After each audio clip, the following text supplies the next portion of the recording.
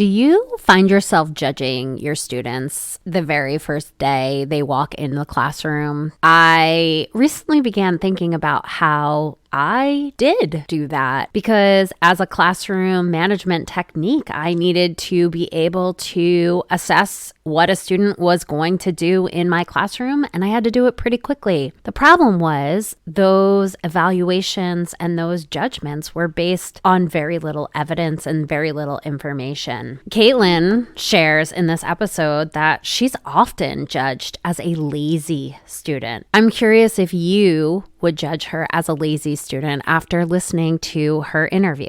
What are some of the arbitrary expectations for students that we still hold on to in the system of education? I was so amazed at the reasons why Kaitlyn was not successful according to the system she was in. She has a 3.8 GPA in a challenging major, but she almost didn't graduate high school. Not because of work, not because of grades. Listening to her story made me really wonder about what we're doing in the system of education.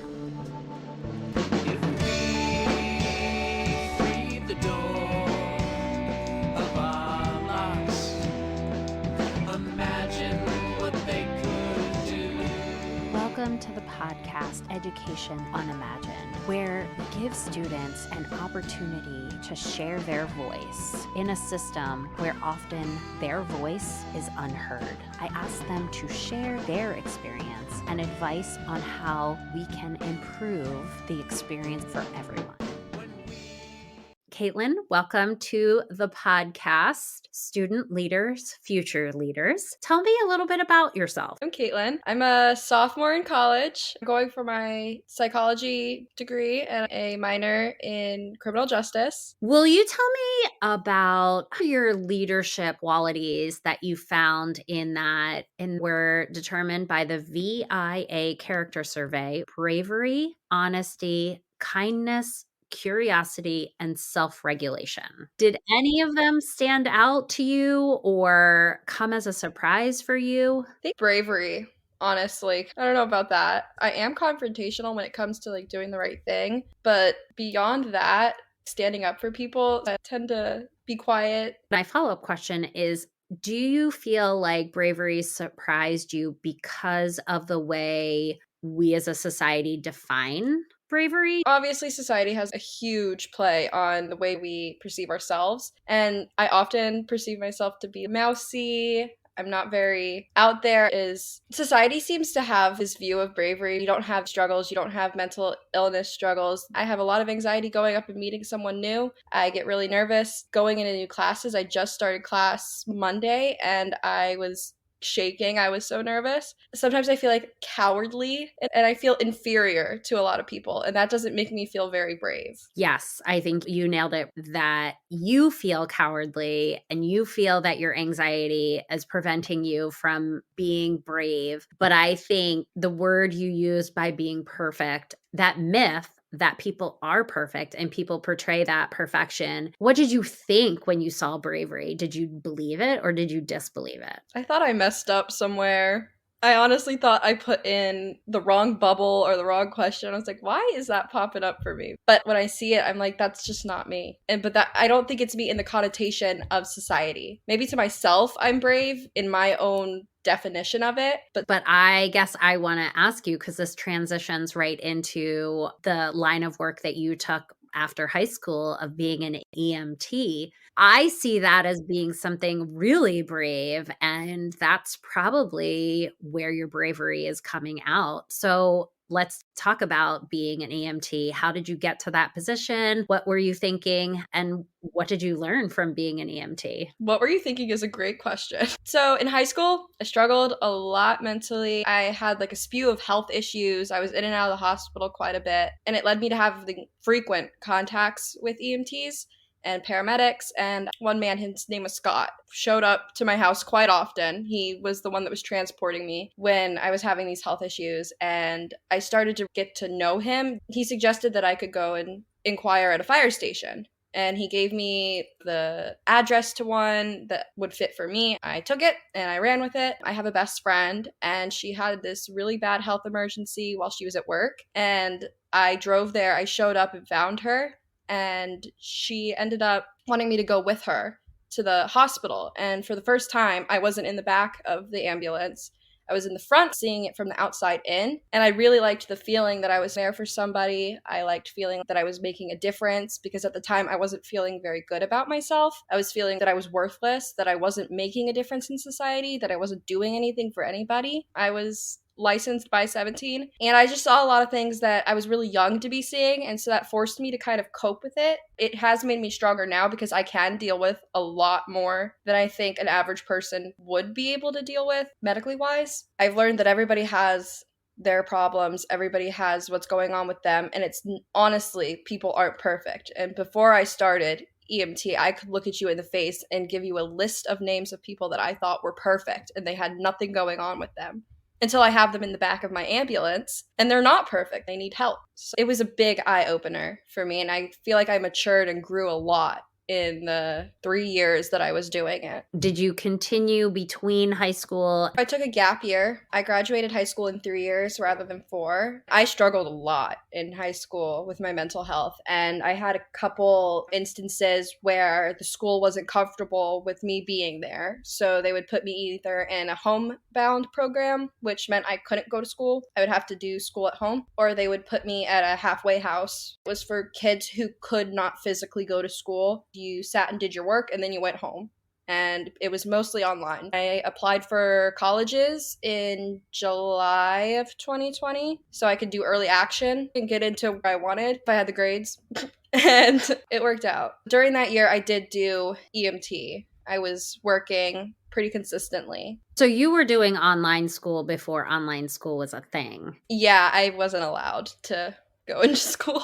Gotcha. Tell me a little bit more about that phrase, that high school wants butts in the seat, because that resonated. I'm from Virginia, and I'm not sure if it's like this everywhere, but I know my school district required you to have so many hours sitting in a classroom setting. So on top of my mental health and my physical health issues, I was missing quite a lot of school. I had, I believe, 100 period absences by the end of the school year, and I had detention twice a week for 3 hours. And then I had Saturday school every Saturday for 3 months from 8 a.m. to 12:30 p.m. And that was their idea of me making up seat time when I was getting absolutely no educational benefit from it. I was sitting there reading. We weren't allowed to eat, to go to the bathroom. We were allowed to do anything. So you weren't doing missed schoolwork? No, because even then, I was still doing my work.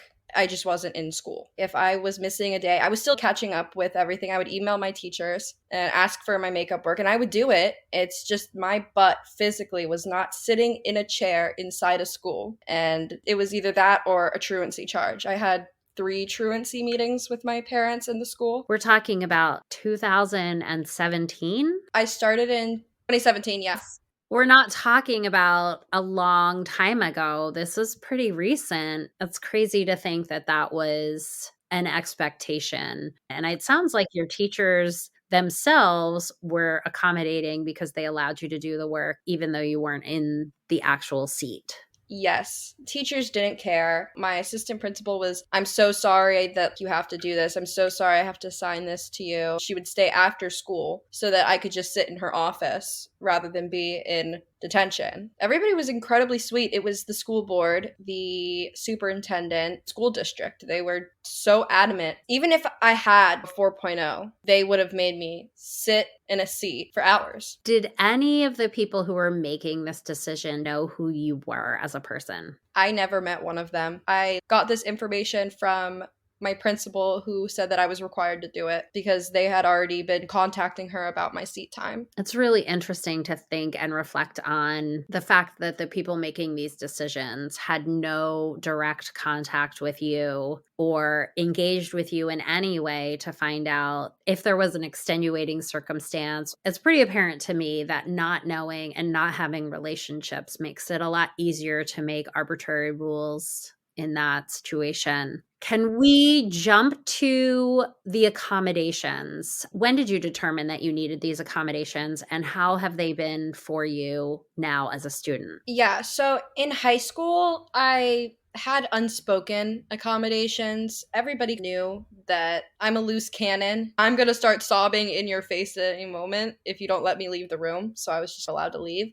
It was never set in stone. So going into college, there was a requirement that all freshmen live on campus. Not me. I have a service dog. The roommate life isn't for me. I don't want to do it. So I ended up talking to student accessibility services. I was in contact with them. They did an intake meeting with me, and they said if you just have a letter of recommendation from my therapist, my psychiatrist, and I have a 504 plan that cannot be broken. And I knew when they were telling me you're going to need to live on campus for the first year. I'm like, I'm not doing that.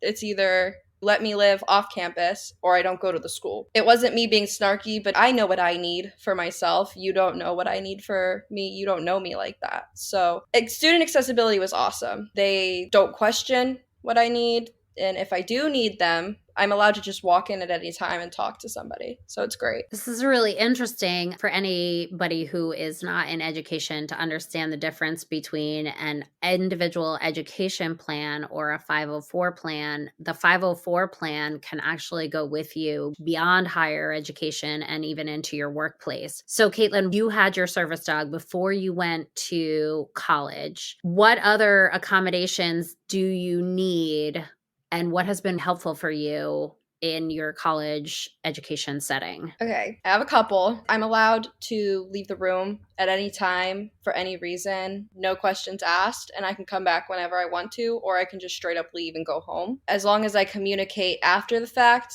usually if I am leaving in the middle of a class, it's a mental emergency. I'm having a panic attack and I need to go sit in the bathroom for a couple minutes. Another one is I have priority registration for classes. The first year that I didn't have priority registration, I did not get any classes that I needed that semester. And I ended up having a 3-day long meltdown. Registration, it's been great. I get all the classes that I need. That's been, I think, my favorite accommodation that I have because I know that I'm not going to be set into this spiral of not knowing what to do. I also wonder, having that priority registration allows you to sort of stagger and set your schedule up so that you know that you'll be successful under the circumstances. Was that one of the challenges that you experienced in high school? Had you been able to sort of set your schedule, do you think you would have been more successful at being present when they needed you to be present? I was often put into classes with people that I had no contact orders with, and I would be put into these classes. They would harass me. I wouldn't be able to get out of that class. So if they had had some flexibility or understanding, I think I would have succeeded with flying colors. Another issue was the kids were just mean. High school kids are no joke. They are mean. I was assaulted on campus. They didn't do a thing. So it was more about the connections. Where do you experience the most challenge in college? Definitely communication with professors. I am very communicative, but professors have hundreds of students, so I can get lost in the cracks sometimes. I have to be a squeaky wheel. I have to be persistent about what I need and what I need to be heard. Another thing I definitely struggle with is attendance. I'm still struggling with a lot of things. So my school is really great about mental health. They understand it. If you're having a bad day, don't come to class. But you can only have so many of those, and I just tend to have a lot of days where I cannot get out of this bed. Once I get there, I'm usually, okay, I'm going to zero in on this. I'm fine. It's cool. But actually getting there and driving the 8 minutes can sometimes be a struggle. And that's something that people don't understand, is that even just getting out of bed and dressed and brushing your teeth and getting in the car can be enough to exhaust you and put you to sleep for another 8 hours. Let me ask you, what is some advice that you would give to someone like me who is a high school teacher or a college professor? I would say check your email, see your life problems as these are my problems and somebody else is going to have their own problems, and I have to respect those, and I have to understand that I may not like how their life is going right now or why they're not in class right now, but that's not my decision to change. And that's not my mental health to work on. That's the students. Check your email and respect what people are saying. Do you think that as an educator or a college professor, we have made decisions about what students are before they walk in the door? Definitely. I'm in the psychology field. Most of my professors do get it. They are understanding, have empathy, they care about my well being. But I'm often categorized as just a lazy student, but I'm smart. I have to tell myself this. I am smart. I made president's list this semester. I have a 3.8 GPA. I am capable of all of these things. I'm often categorized as a lazy student because I don't want to show up to class when I'm just battling myself in my own mind and I'm trying to force myself to get from point A to point B. I'm curious to know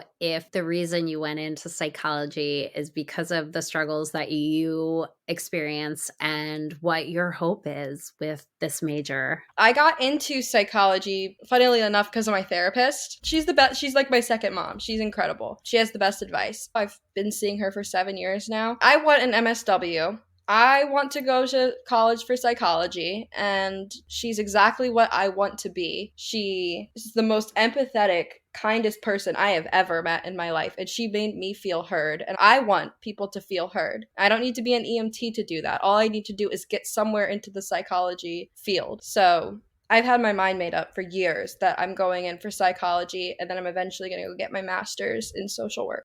MSW is Master's in Social Work. Yes. What's the one thing that you think you could change to have had a different experience? I think I would have stopped myself from growing up so fast. I would have told myself to slow down and enjoy being a teenager rather than wanting to be a grown-up. That's all I wanted. Now that I look back on it, I miss being a teenager and just living off of my parents and not having all of these responsibilities and worries and financial things to worry about. So if anybody's listening, slow down. It's not that important right now. The whole reason that I created this podcast is for student voice. It didn't sound like to me that anybody who was making decisions was listening to your voice. If you could go back and give an advice to an administrator or yourself on how to communicate the challenges that you were experiencing in a way that maybe they would have listened? I had a lot of instances where I am my best advocate and I would yell to make myself heard and nobody heard me. Or they acted like they heard me. They didn't hear me. They didn't really care what I was saying. They just wanted me to get my diploma and get out. It's about making people feel heard, making people feel respected. And I understand that you're going through this. I'm so sorry. Do you want me to do this? Do you want me to find a solution? Or do you just want me to listen? And that would have been incredible if all of my teachers or administrators or even my principal did that in high school, rather than just, okay, I get it, go to class. Yeah, we often think we're listening and think we're giving students an opportunity to share their voice. And in fact, it's quite the opposite, which only disengages and disempowers students, and then they don't want to engage. You have a service dog. Tell us a little bit about your dog. So Evie is a Lab and Husky mix. She is turning 4 in February. She went through puppy classes, then she went through service dog training by my therapist. She can detect my heart rate to see when it's rising. If it's getting too fast, she'll know that that's a panic attack. She does deep pressure therapy on me, so she'll sit on me so that I have some sort of comfort. Feels like I'm getting a hug from a giant animal, which is exactly what I'm getting. It's incredible. If you ever have a chance, let a dog sit on your diaphragm. It's the most comforting thing in the world. She is the light of my life. I love this dog.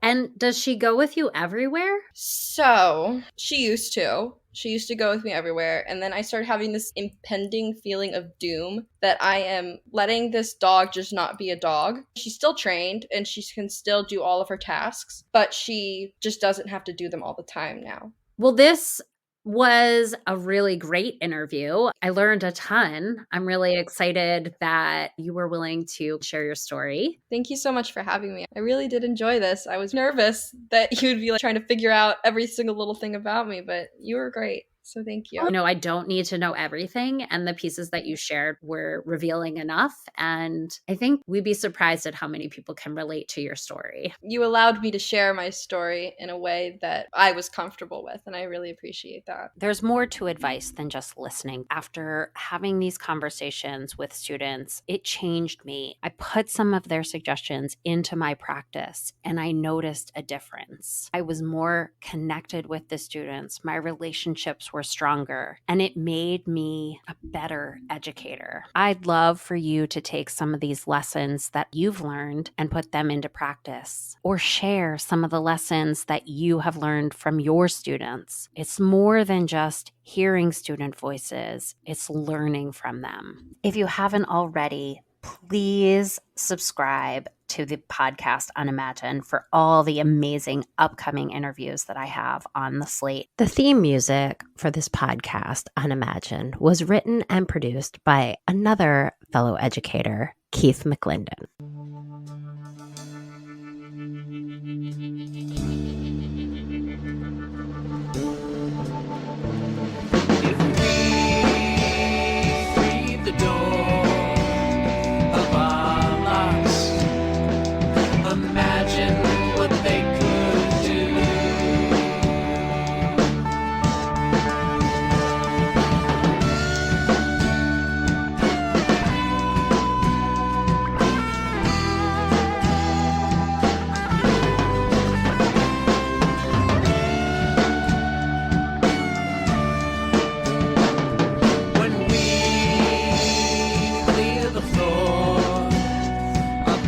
Obstacles.